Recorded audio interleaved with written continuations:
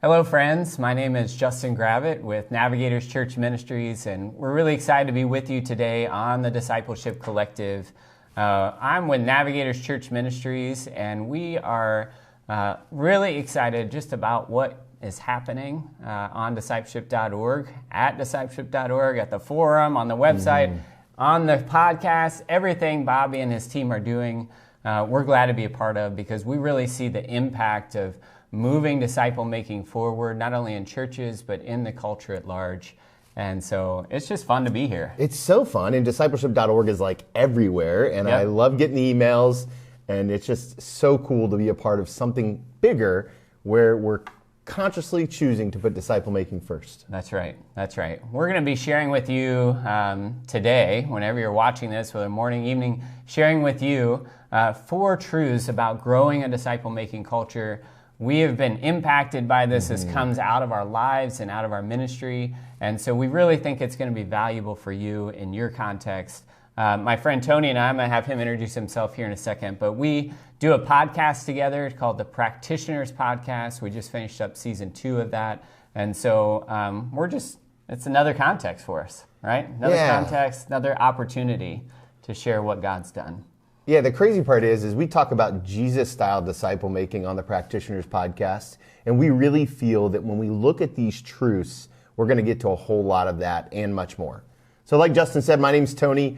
I am the Director of Leadership and Discipleship for a nonprofit known as Spirit and Truth, a Wesleyan-minded equipping ministry. And prior to that, I served in the local church, which is where I met this guy. That's right. And funny story, you guys will love this. I don't know if you've ever had a meeting where you walked into the meeting and you thought, oh, this isn't going to end well. And that was kind of how it went for both of us. Right. After that first meeting. It was 8 years ago, and I was pastoring a church, and I walk into this meeting with this guy who was with Navigators Church Ministries, NCM, and all of a sudden he's like, you've got to be disciple making. You've got to be disciple making. That's all he ever talked about. And I'm like, Justin! There's nobody here to make disciples with. And it was very stressful. And I tried to break up with you at least 3 times. Yeah. And I felt similarly. I was like, this is not working, right? And we kind of butted heads for... Not kind of. We did butt heads. We did butt heads for about a year. We're both 8s on the Enneagram, if you know anything about that. So we're naturally aggressive. Yeah. And so tell more about that story. What was the transition point? What happened? So the reality is that I had worked in churches for a couple years prior to becoming the lead pastor. And one of the things that had just been burdened on my heart is that we had done so much small group work, but we weren't seeing fruit. And so there was lots of small groups, no small group leaders, no intentional, relational, reproducible, or even missional outcomes. And so I knew that I needed to do something different, even though the message was hard to hear. So Justin and I would often pray together and pray for each other, even if maybe sometimes it wasn't angst or anger, sometimes even. Frustration is probably a better term. But the Lord just would not release me from the relationship. Yeah. And eventually, I think in both of our hearts, things began to shift. And I saw the value of how God was using Justin and Navigators Church Ministries. We began to trace the promise of disciple making throughout Scripture. And I realized that this was something that I needed to make part of my life and my ministry. And now it's what I do all the time, and I blame Justin for it every day. Yeah, so it was really hard, like you said, early on. It was just relationally difficult. And as a practitioner with Navigators Church Ministries, my job is to walk alongside pastors and church leaders and to help them figure out disciple making, not only in their own lives, but also in their church. And so I wasn't just meeting with Tony, I was meeting with a number of other pastors throughout the area. And for Tony in particular, I remember that we were kind of butting heads on this idea of how do we make disciples that go out and make other disciples? That's right. Right? And so it kind of flows into the first truth that we're talking about today. And we're going to move through the four truths that we have. And then we're going to invite a current local pastor onto our time together, into this time together. And he's going to share with us just kind of what's been going on in his church as he's seeing disciple making become an express part of the culture at his church. But the first truth that we have to share with you guys is a disciple-making culture starts with you.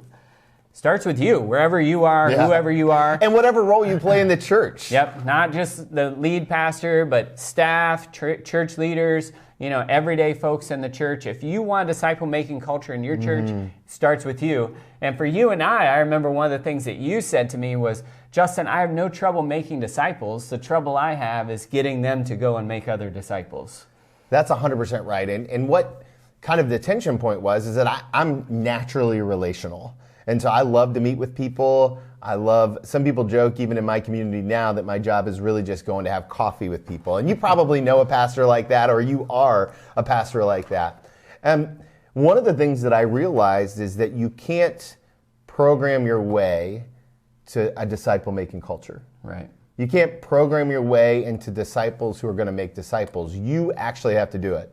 And I think this idea of ownership is really important in ministry, whether you're a lay leader or a pastor, or you're just a normal Joe sitting in the pews. We have to own the responsibility. Funny story, at my very first church, one of the expectations to be on staff was that you had to tithe. Right? Okay. And so there's a kind of this legendary story that's been told from employee to employee where the lead pastor walked into the youth pastor's room and sat down in his chair, which is unusual. Big church. It's not very often that the senior pastor was just roaming the halls, sitting in people's offices. So the youth pastor would tell this story, and he would immediately start to sweat as he mentioned the senior pastor sitting in his seat. He sat down, he looked at him, and he said, hey, buddy, while you're on staff here, you actually have to do the things that we preach about? The youth pastor looked at him and was like, yeah, absolutely. That makes perfect sense. And he goes, great. So I'll expect your tithe in by the end of the week, or you can go ahead and walk away. Wow. Cut and dry. Subtle, right? Subtle, right? I wouldn't say grace was high on his gift list, but convicting, absolutely. And I think that's the similar approach that we have to own when it comes to disciple making, right? We have to own it. Yep. Because we can't just talk about it in local church, whether you're a lead pastor, anyone in the local church. If you want to have a priority or a value around disciple making, that means you have to be practicing it yourself. Yeah, absolutely. Not just talking about it, not just encouraging it. But Tony, I think one thing we need to do is kind of bring some more definition around what do we mean when we talk about disciple making, right? So in discipleship.org, we use this phrase, Jesus-style disciple making a lot. And I talk about it like this, that there's an assumption that I make. And the assumption that I begin with is that Jesus' way of making a disciple is the best way to make one. Yeah, amen. Right? And so I want to get as close to the way that he did it as I can, understanding that we are all kind of contextualizing, because I don't know anyone that's just kind of wandering around the U.S. with 12 people following him and, him or her. But what is it precisely? See, I think disciple making will always yield a threefold fruit. Okay, so the first fruit disciple making will yield is the fruit of new converts. So we have new people coming to faith. Right, the lost. The lost, that's right. So if we are only talking about disciple making in our church and the lost never get impacted, we're really not practicing Jesus-style disciple making. So the first thing we're going to yield, the first fruit, is that fruit of new converts. Yeah. The second fruit then would be the fruit of new disciple makers. Now, a lot of churches, that's where they start. There's people in the church that have been there a while that haven't heard or haven't been trained or haven't understood about disciple making, and they then begin to understand and practice what it means to disciple somebody else, and so they become a new disciple maker. Now, the third one is a little bit more complicated. It's what I call threefold disciple-making momentum in the church. And so in the church, it goes into the local church. So there's momentum that moves in, but that momentum also moves outward to the lost, and then it moves downward in the life of the individual believer. And so really it's those three things that as I'm looking and evaluating a church's disciple-making, I'm thinking about the threefold fruit that biblical disciple-making should yield. Yeah, and the reality is that it's not fully Jesus-style disciple-making unless all three parts are brought together, right? And when we talk about culture, which is one of the major points that we're going to talk about today, this is the culture that we're striving towards, right? It's both aspirational and it's both prescriptional to what we're trying to do to make Jesus-style disciples. And so when we think about culture, this is really important for us as leaders, lay leaders or pastors. We've got to get clear about our language, right? One of the things I love to say is that common language creates common movement that changes the individual for the corporate good. Oh, wow. Tony, you got to say that again. Let me say it again, yeah. Common language creates common movement that changes the individual for the corporate good. So again, if you think about what Justin just talked about when it comes to the threefold ministry of Jesus-style disciple making, there's individual change, there's corporate movement, and then there's corporate change, right? And this is what we want for our church. We don't want churches that just add people, but rather we want churches that multiply people. Yeah. I think one of my big sticking points is I think for the last 20 years, the North American church model in most cases taught people how to go to church, but never taught them how to follow Jesus. That's right? so true. And if we want to follow Jesus, we must be willing to move. Yeah. One of the things I love about that statement of, the common language is it hits on kind of what culture is, right? So if we're talking about culture, we've defined a little bit what disciple making is. If we're going to build a disciple making culture, we need to have some sort of working definition of what culture is, right? And part of culture is language, right? It's these words that we use and we have a common understanding of what those are. I like to think about culture as a river, right? That it flows and it moves people, even if they're passive, right? So if you get into a river and you're not actively resisting the current, it's going to move you. It's going to move you. And so is the things that go into building that culture in a church, one of the biggest ones is our language, right? Another big one is like practices. For years I was a missionary overseas, and in the culture that I was in, it was Thailand actually, and so a really hot place all year round. And I still remember early on when we moved there and just getting to know my Thai friends, and every day they were going to a restaurant for lunch, and the thing that was on the menu, now there are different variations, but it was the thing that was on the menu, was hot soup in 90 plus degree weather. And that sounds awful. And being from the Midwest, hot soup was for the winter. Right. And so we're sweating our tails off over there and, sit down to a bowl of hot soup. And it took a while for us to be impacted by that culture. But by the time we had been there a year, maybe a little more, we were excited to go and eat that hot soup because it had become a normal practice for us. Tony, what are some of the other pieces and parts of culture? Yeah, so I think one of the things that I really love to talk about when we talk about culture is the idea of stories, right? Craig Rochelle, many of you probably have heard of before, but one of the things he says is that what gets rewarded gets repeated.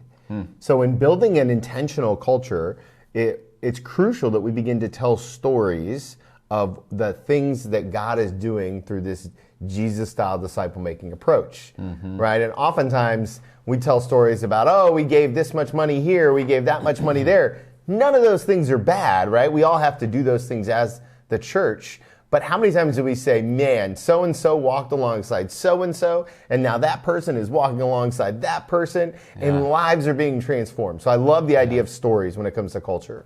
And then the second thing is vision, right? We talk about vision from the sense of like showing where the current is going. If we go back to that river metaphor, which I loved, it's telling the people who are in your church, in your community, and not just that, individually, the people that you're discipling, you're giving them the vision of what this looks like. And this is what I found, and maybe you found it too, is if I fail to cast the vision, we end up getting stuck. Because the vision points the direction in which God is calling us to. And if I don't keep our eyes on the big prize, we end up spinning our wheels, stuck in the mud, and next thing you know, I'm completely out of the river, and I'm just in the mud. Right. I love that, right? Vision protects us against stagnation. Yeah, right? That's a great way to say it. Absolutely does. Vision protects us against stagnation. And it's not only personally, but also corporately in a church. So our first truth, right, that we've been talking about with you is a disciple-making culture starts with you. right? We talked about what disciple making is, what culture is, and really for culture to change, there needs to be someone or something, a catalyst, to show something different. And that brings us to our second truth. A disciple-making culture grows with your team.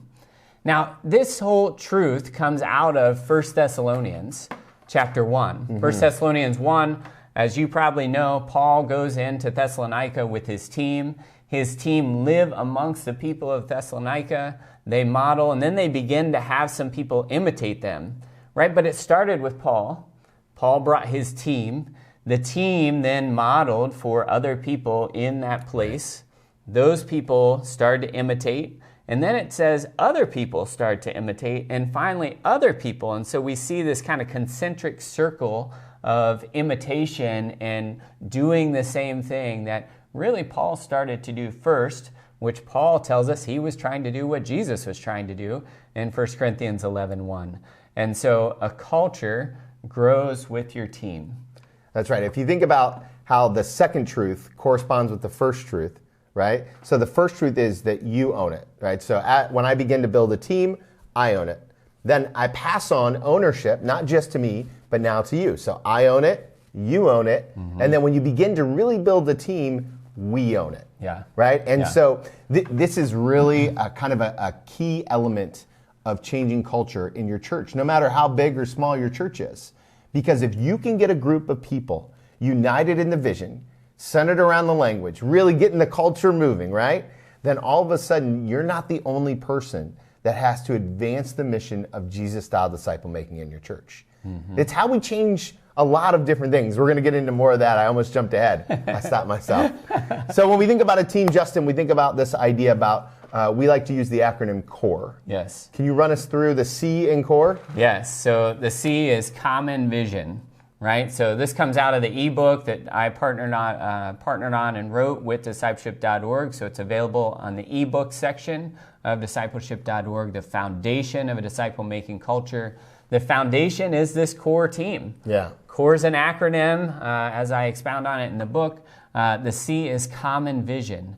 So we have to get on the same page as a team together of what are we doing?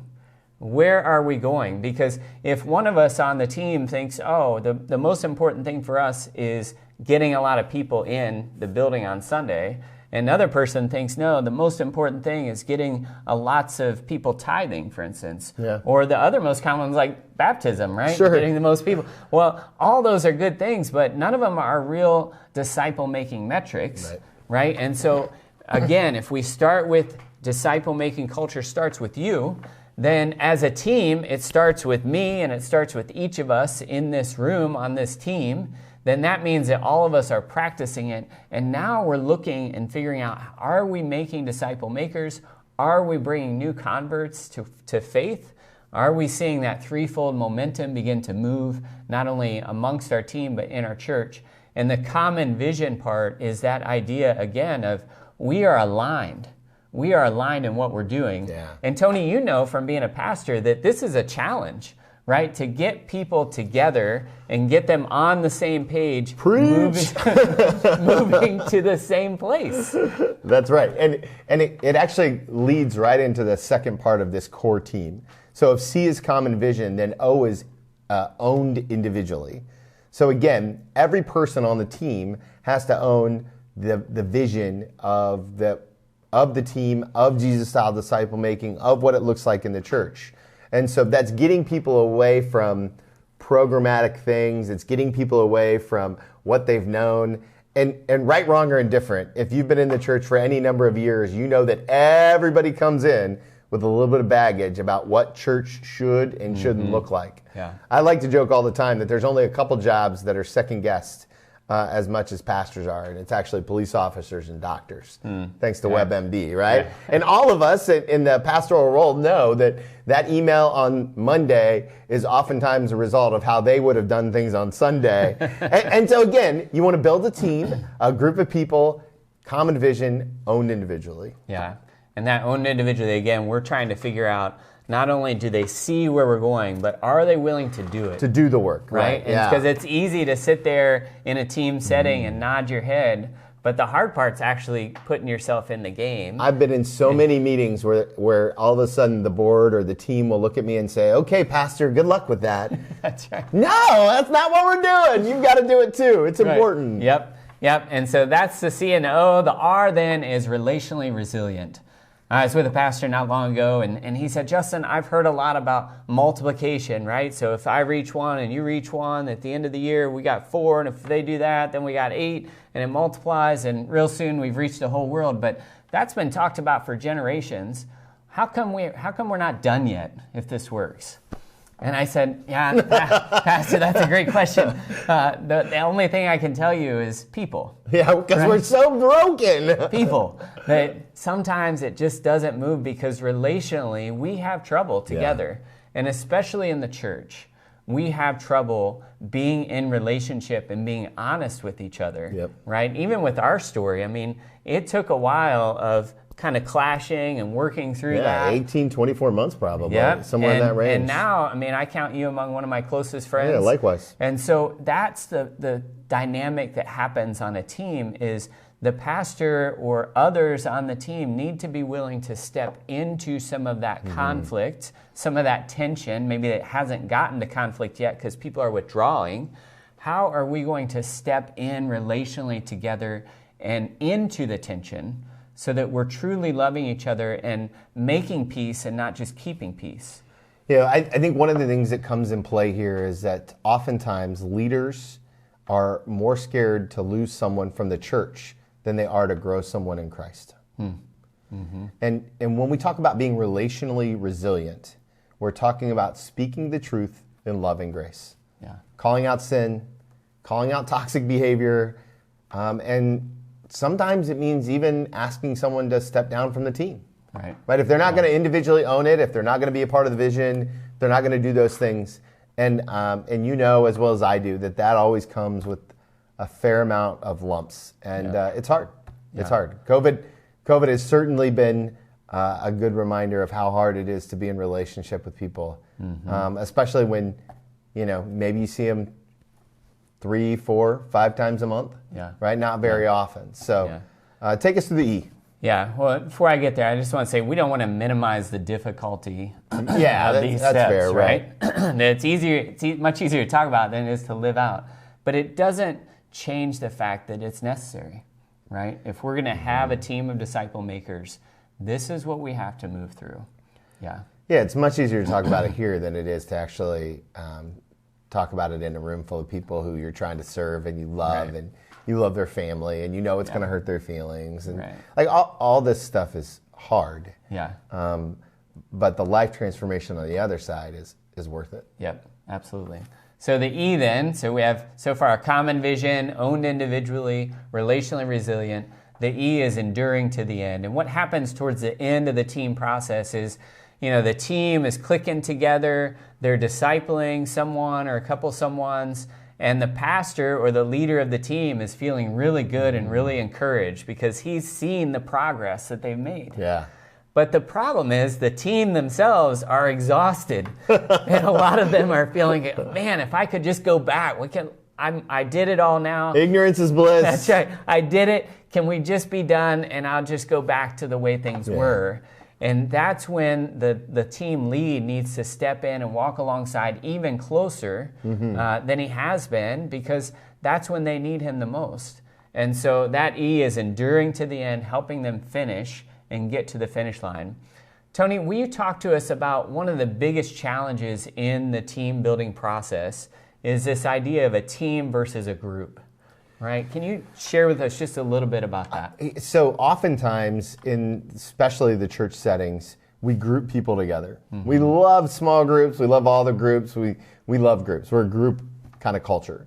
The difference is with a team, we're all going to a common goal. Yeah. Right? And I think that's the difference, right? It's an agreement that we're all going to get in the metaphorical river together and let the culture and also create the culture together than just kind of, bumping into each other. Mm-hmm. So here's how this plays out practically. On a team, teammates, regardless of whether or not they're on staff at the church or a pastor, teammates check in on each other. Yep. Groups don't. Mm-mm. Teammates challenge each other. Groups don't. Teammates are there for each other. Groups aren't. Yeah. So a lot of times we put people together, call it a team, when it really functions as a group. Yeah. So as you're thinking about how disciple-making culture can impact your church, always be thinking about a team, not a group. Mm-hmm. Yeah, that's a great word, because we're really used to being in groups, right, in churches. But teams, they can count on each other. Yeah, that's right. Right? They don't just call up, they don't just not show up without telling somebody or having a good reason or saying, hey, I know I made this commitment, but there's all that, and it's just hard for people to learn to be in a team when they've been used to being in groups for so long. So, okay, Tony, so that was our second truth, right? A disciple-making culture grows with your team.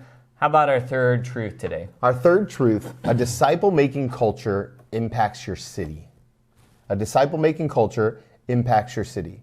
So one of the things that we often hear about when we talk about disciple-making cultures with pastors is that, well, I'm just more into evangelism than I am into discipleship. Mm-hmm. And what we would argue is that Jesus-style disciple-making really is kind of the first step of good evangelism. Justin, tell us a little about how we came to that conclusion and some of the fruit that happens when you do it well. Right, yeah. So we would distinguish evangelism and disciple-making.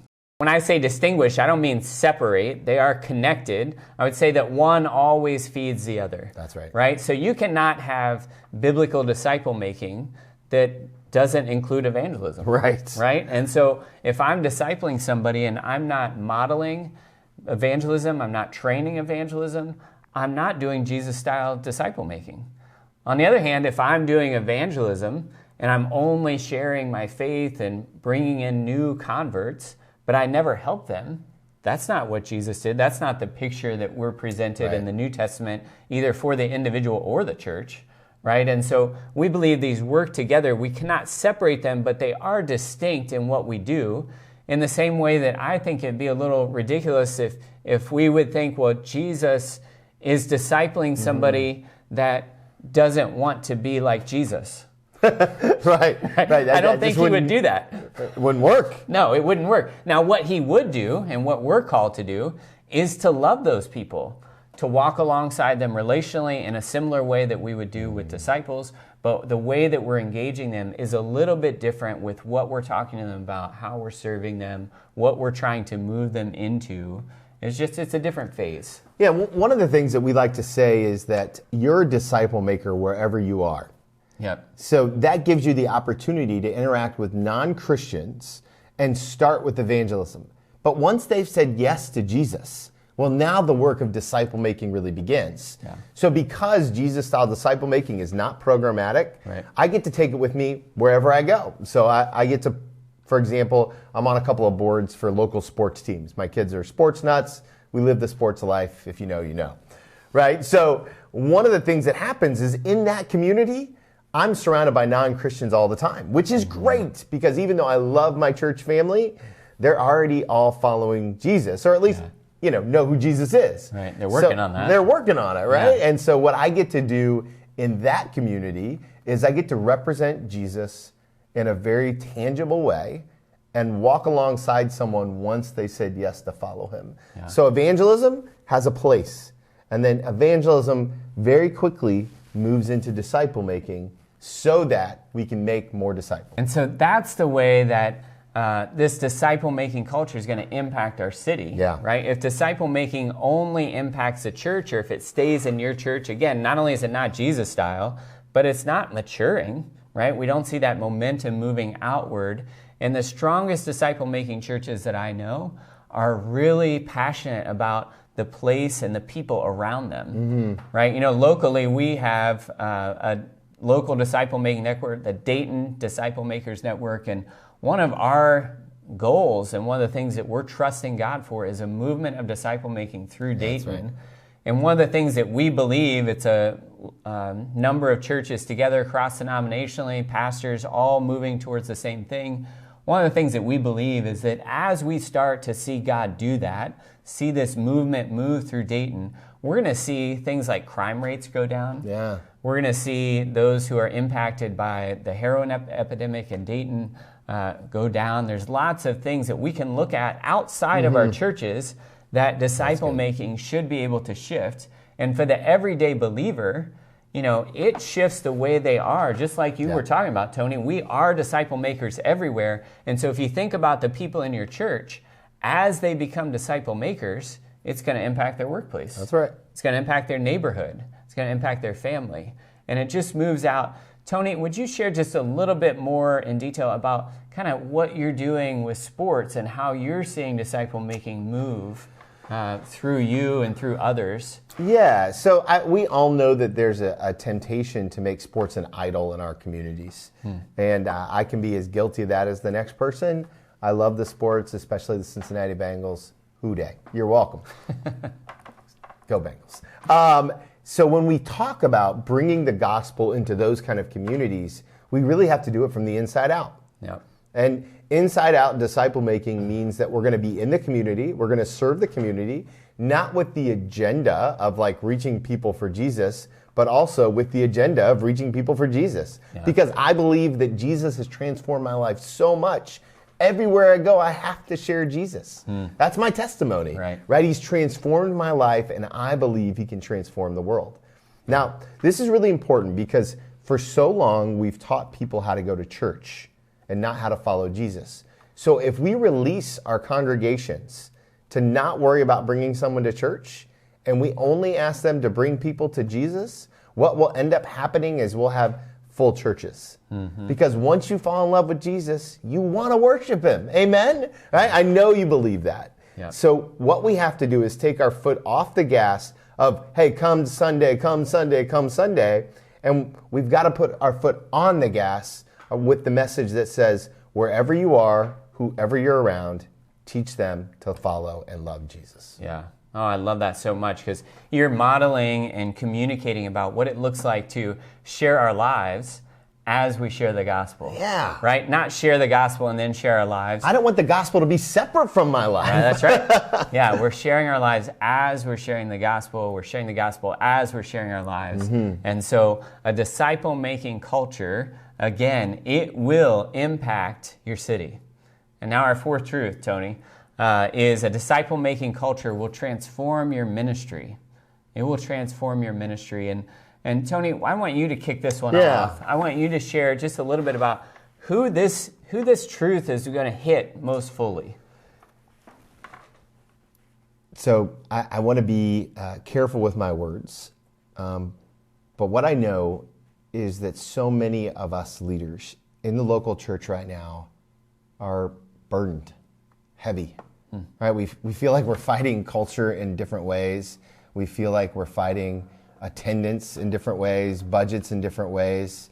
I come out of a Methodist tradition, so feels like oftentimes we're fighting the denomination in certain ways.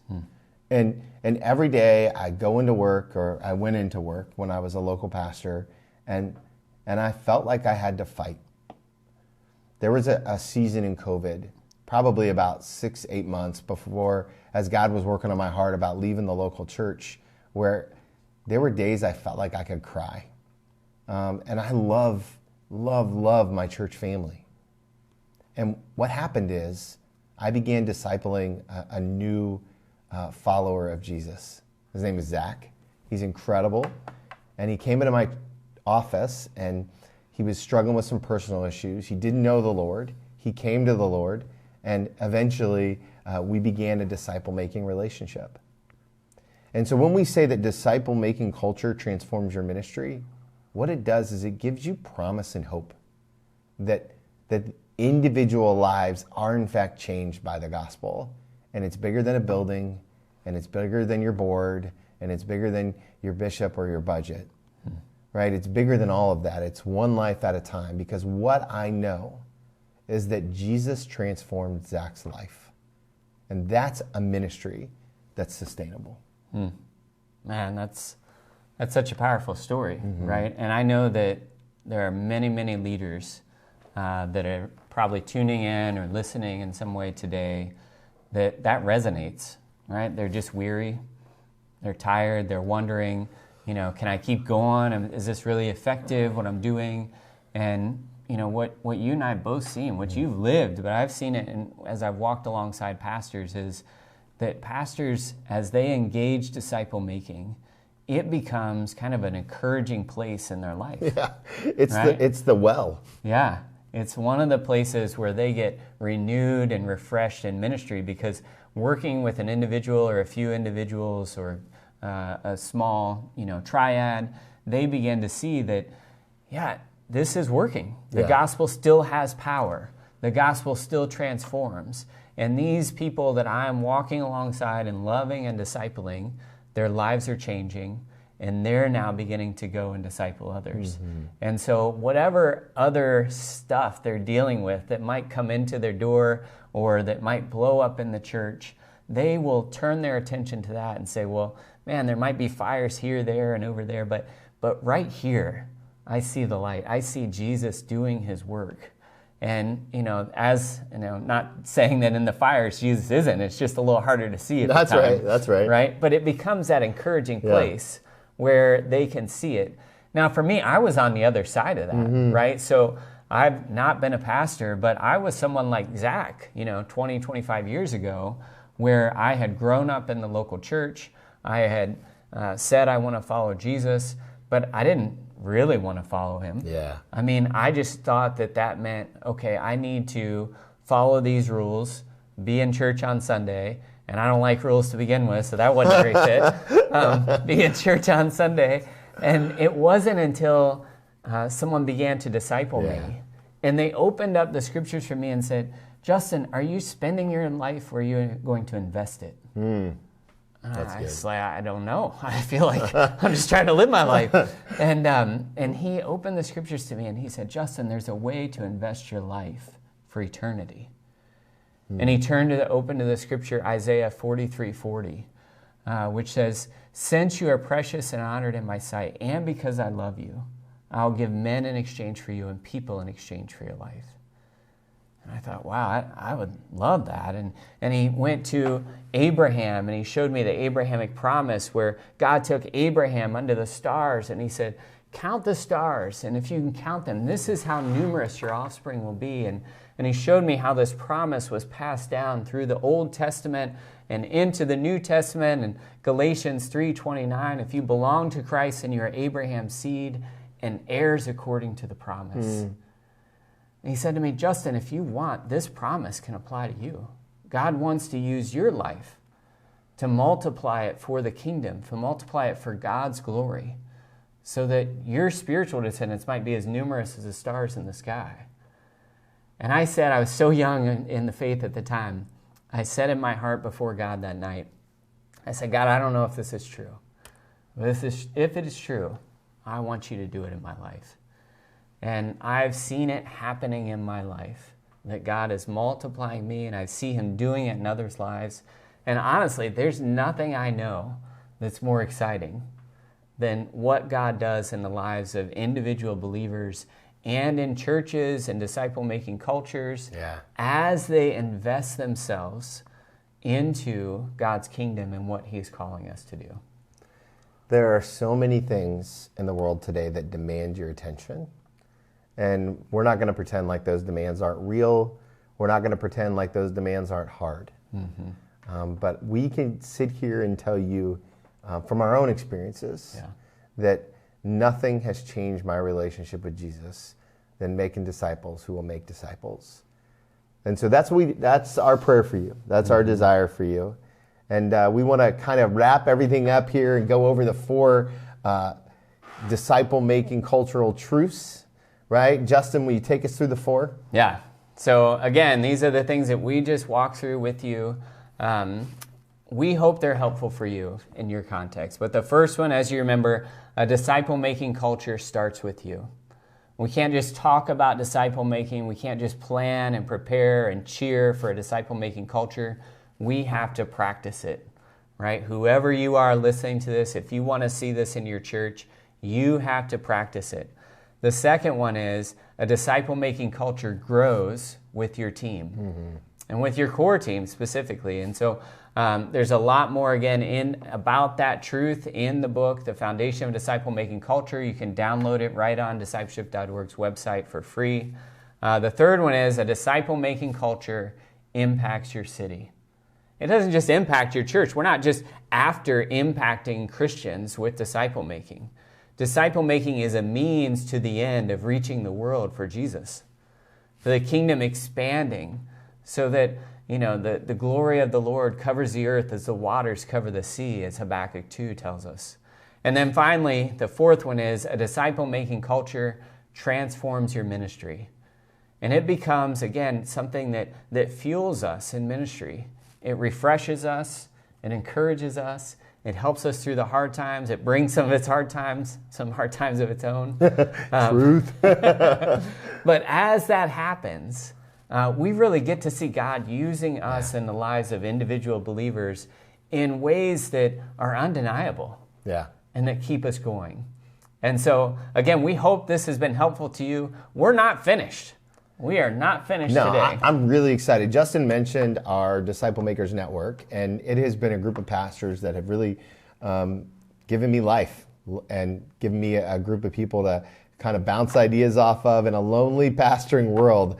Find yourself some pastor, lay leader friends, plug into them. And I hope they're as good as the gentleman we're about to introduce you to, Mike Tuttle. Mike is the senior pastor at Miamisburg Christian Church. He's an incredible man. He's got energy for days, and you're going to love his charisma as we talk with him about what it means to create a disciple-making culture, his successes and his failures. All right, we're here with Pastor Mike Tuttle, the pastor of Miamisburg Christian Church. The legendary. Yeah, my business card says his pomposity. I had to get a bigger business card so it would hold the words. It's actually 8 by 10. He just hands it out to people. Yeah. Mike's been the pastor at Miamisburg Christians for 20 years, and I just wanted to I want you to share about your experience with disciple making and kind of what that journey's been like for you. Sure, yeah, and I grew up in a church very similar to the one that we're in right now, over in Columbus, my home church, and I guess the church has always assumed they're making disciples. I don't know that there's a church that hasn't thought they were doing the right thing. I know I thought that growing up, and I was a product. As a matter of fact, the whole group I graduated with, they all ended up in church leadership in some manner. And so I was back at my home church teaching a class of adults. I was the youth minister, but I was teaching an adult class, and it was the largest adult class that we had at that time. And I say that because we had a group that would switch. We had 40 people every quarter, but they were a different 40 because they served in the church, and so these were, they were there all the time. They were serving. They're part of class, and in our class there was this big time teaching, big group teaching, and then we would break into small groups. And in those groups, they would ask each other questions and, hey, what does this mean? And how are you applying that? And hey, I did this past week. So there was, accountability. There was personal growth. I think people were enjoying it. They were inviting their friends, so that was part of it. What we realized was the relationship, this wasn't time for the relationship piece. And so we actually were trying to figure out how to have activities just to have relationship time. And that's about the time small groups came into vogue, at least in our church. And so we kind of began to lean into that. And when I came over here, we were doing what the church has always done. And so I just thought we were doing it right. And after sitting down and talking to you, I realized I knew we were missing something, but I didn't know what it was. And after talking to you, I think we got it figured out. How did that mind shift begin to happen for you, right? So you went from growing up like most of us, church, disciple making, it all looks like this, and then all of a sudden you began to create a culture that looks different. So how did that shift in your heart, and then how did you shift it in the church? Well, it was a painful shift in my heart because we all blame Justin. Right, exactly. It all goes Thank you. Yeah, thanks. So one of our guys here said, hey, there's somebody you should meet. His name is Justin. So he introduced Justin to a couple of other staff members, and they started meeting with you, and they met with you for a while. And then at some point you must have said, we need to get the lead guy involved. We're going to make a culture. Right. You can't create the culture without the lead guy being involved in it and also communicating it. Yeah. And so they said, we've got a guy you should meet. I said, why? I don't want to. I don't have time. My calendar's full. Oh, preach. I know. You know. I mean, no, so it's not like we're sitting around twiddling our thumbs. No. And they said we need you to, and so I agreed to, and we started meeting. Yeah. Although, if I remember correctly, even early on, I would call you and say on the day of, "Hey, I'm gonna have to cancel today," and you would say, "Why?" And what's going on? Right, and if it wasn't like a really good reason, like a really good reason. I even remember one time you saying, can they not schedule the funeral for some other day? And I'm like, what in the world? Just wondering. I don't know. That's a fair question. Yeah. But at any rate, it wasn't long after that I went through a very difficult, it was very dark days in my life. Yeah. And you walked me through that. Yeah. And so I actually experienced what you were talking about. Before you hit something like that, it can be just a lot of talk. Yeah. But when you're walking through, the valley of the shadow of death, and you have somebody walking beside you and helping you, it becomes apparent you're not selling a program or a product or something. Yeah. And so that helped me quite a bit to begin to understand. And we've been meeting every other week for 4 years. Yeah, and that was a unique opportunity that kind of God gave us just to knit us together. It felt like an opportunity from my side. From your side, it was a terrible time. But even in the midst of that valley, some of the good that God was doing to kind of help prepare the soil of your heart for disciple making and what it might look like and what it felt like, right, on your side, but what power it would have not only in the lives of individual believers, but also in the life of a church body. Sure. Right? And so absolutely. Could you share with us just a little bit about what that shift has looked like or how you've started to move the church towards a disciple-making culture? Sure. And to be sure, it was not an immediate, it wasn't like you and I met for a couple of weeks when we said, all right, here we go. Right. We met for a couple of years, I think it was, before we started to talk about this. And you were still meeting with the other guys. Yeah. So there were 3 of us, at least at that point, that you were meeting with. And then we began to talk about culture. And so we began to talk inside our staff, not the whole staff, but the 3 of us began to talk about what that would mean. We went to our elders and talked with them about it. And they had the same response I think probably I had initially of, what are you talking about? It worked for me. Of course it's working. We've got our attendances going well. Things were happening. And so it was a little bit, they wrestled with that as well.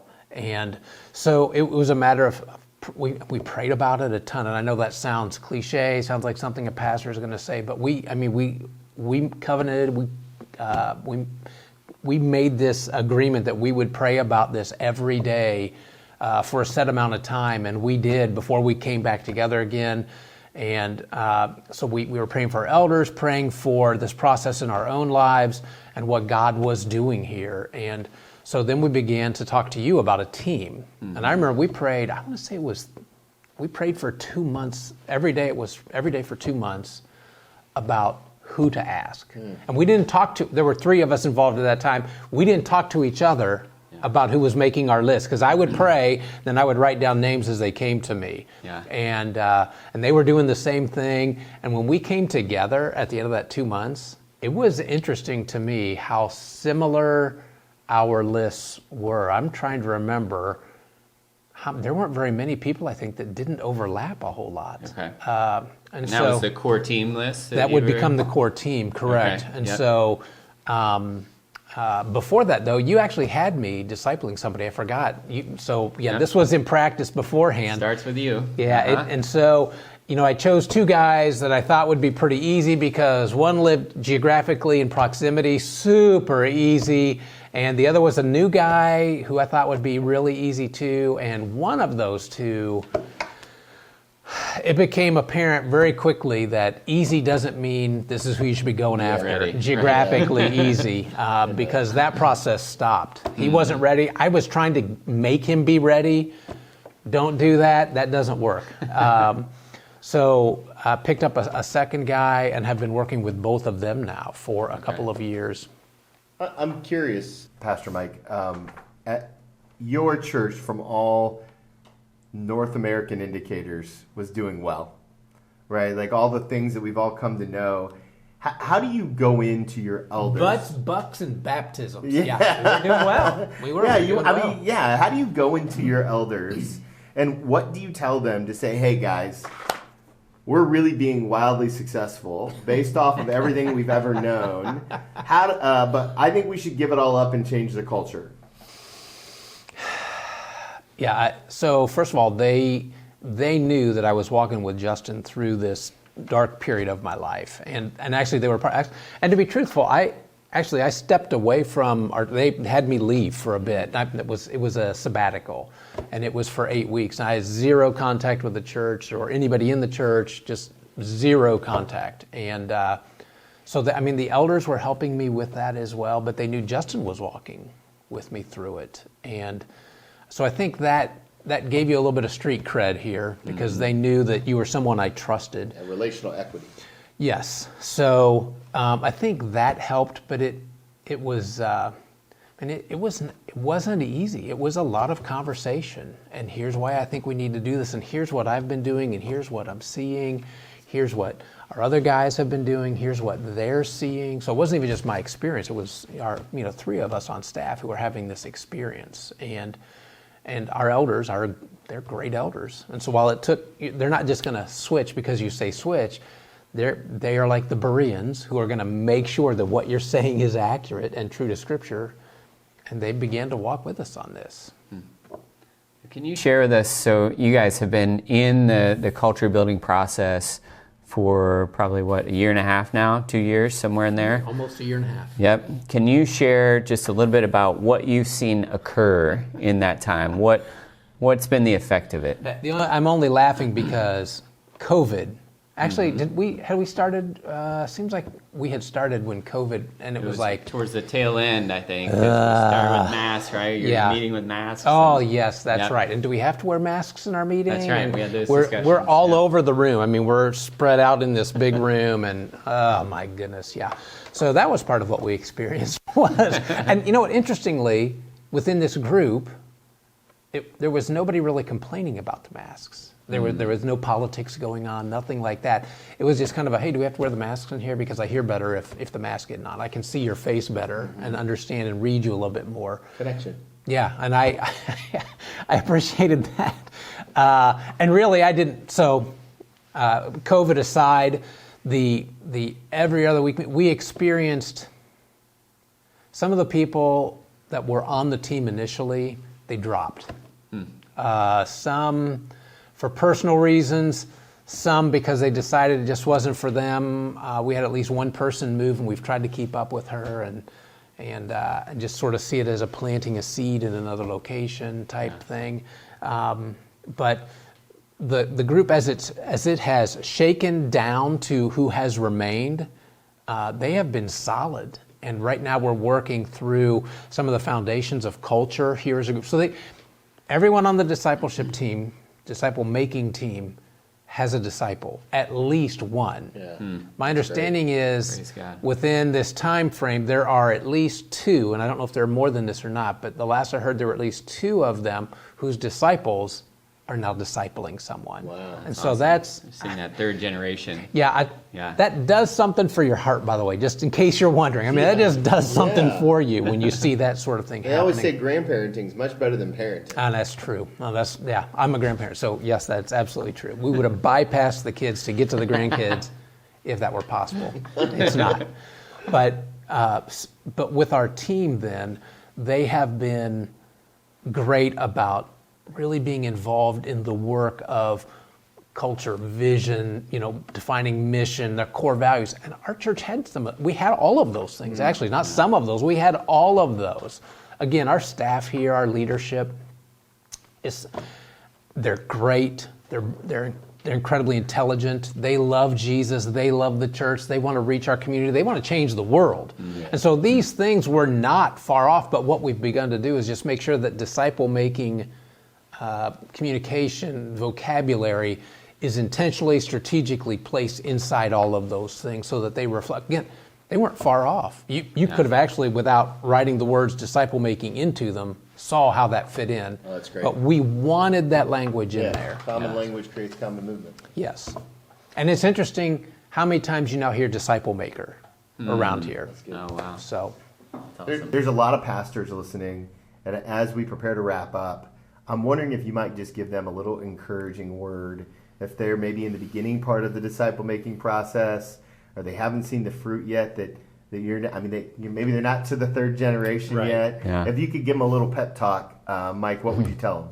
Well, and I just want to make sure you understand as well, we haven't arrived by any stretch on this. It's still very much a work in progress. But it takes time. There's nothing fast about this process. Mm-hmm. And there's nothing fast about helping someone who doesn't know Jesus come to know him, unless someone has done a lot of work ahead of time.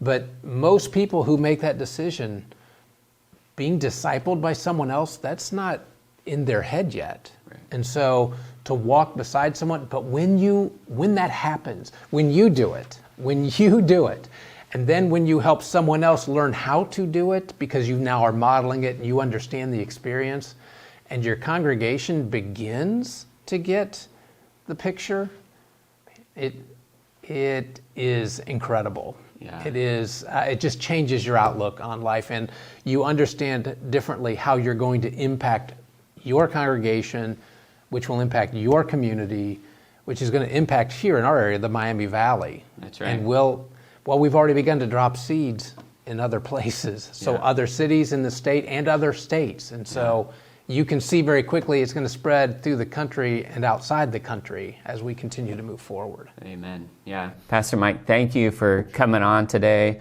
We're reaching the end of our time. We hope it's been encouraging to you. Tony, can you kind of wrap for us the hour and the time we've had? Well, our goal was simple but not easy, right? We wanted to take you through the 4 disciple-making cultural truths, hopefully understanding that you have the opportunity to do this wherever you are, whatever leadership role you play in. And now is the perfect time to start making disciples. Mm-hmm. And so we're thankful for you. If you want more information from us, if you want to hear from us, I recommend subscribing to our podcast, the Practitioners Podcast. Wherever you get podcasts at, just go and hit that subscribe button. It'll go a long way to help spread the word about what God is doing through that platform. And you can hook up with Justin at justingravitt.com, myself at twmilt.com. And as always, go and download Justin's book on discipleship.org. It's got a lot of the core resources that we talked about here. It's an honor and a privilege to be amongst you, our disciple-making first friends. And we can't wait to see you guys at the forum.